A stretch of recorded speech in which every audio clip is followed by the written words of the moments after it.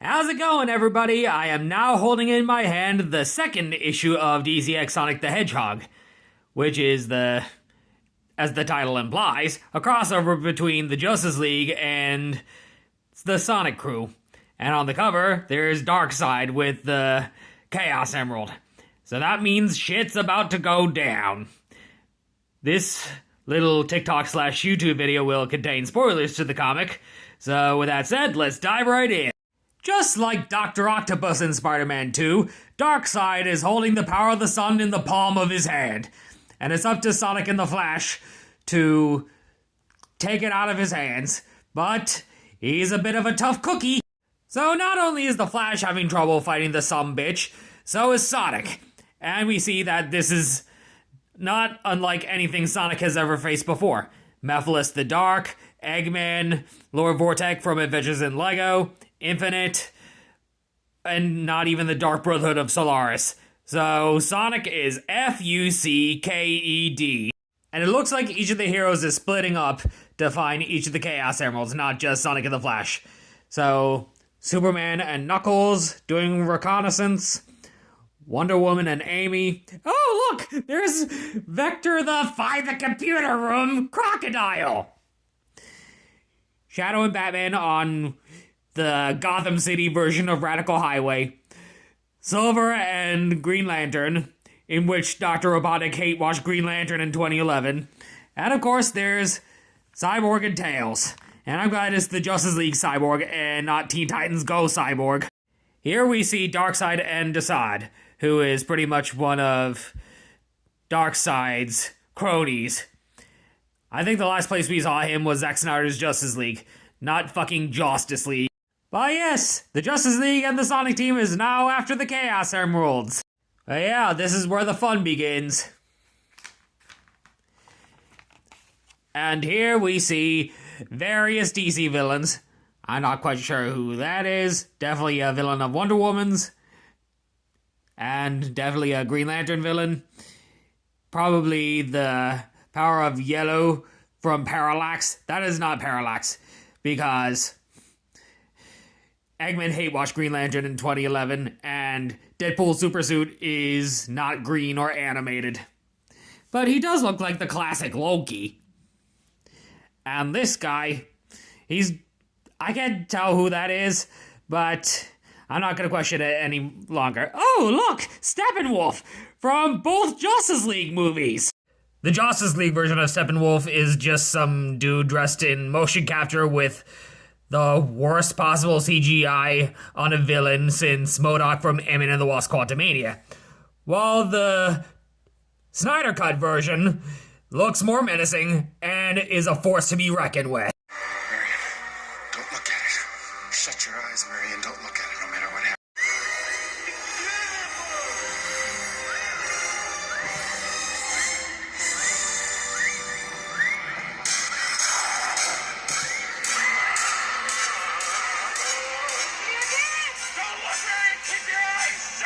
So yeah, now that I got that out of the way, here's Shadow showing off what he does best, chaos control.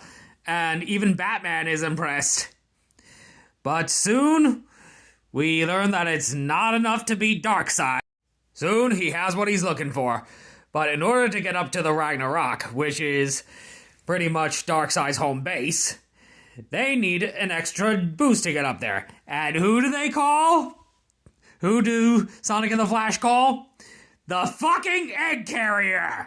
So, apparently, Dr. Eggman does appear in this, along with that cameo from Vector the Crocodile, and the Flash and Sonic just aren't happy to see him. But they have no other choice but to board the Egg Carrier to get up to where Darkseid is, so they can fuck shit up. I'm glad in this issue, Eggman faces the Flash and not Green Lantern. Otherwise, Eggman would be like, "Ooh, a nano fist! I haven't seen that since I hate-watched Green Lantern in 2011. And so the battle commences to save everyone's universes. Not just Sonic's universe, but the Justice League universe as well. And this is like the battle on Titan in Avengers Infinity War, where everyone goes up against Thanos. Well, except it's Darkseid instead of Thanos.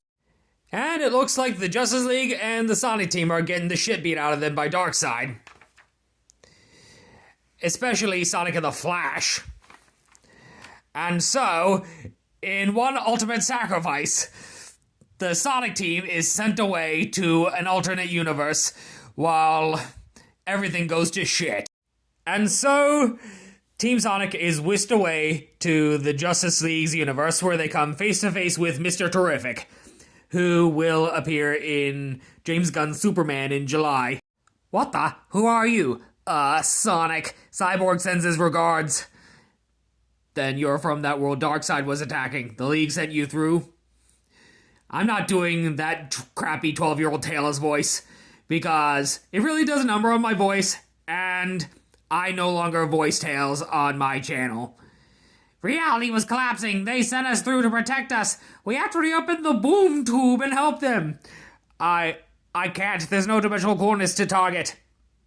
Your world is gone. Darkseid, the Justice League, and everything else gone. We're in the endgame now. So yes, an Infinity War ending ends on a cliffhanger.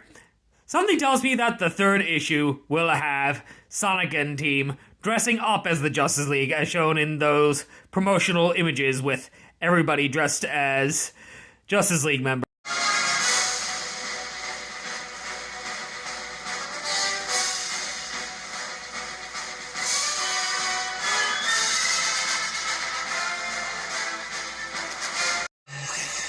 Just gotta go faster than the speed of light, far beyond the speed of light. Gotta break the rule, Barry. You gotta do it now.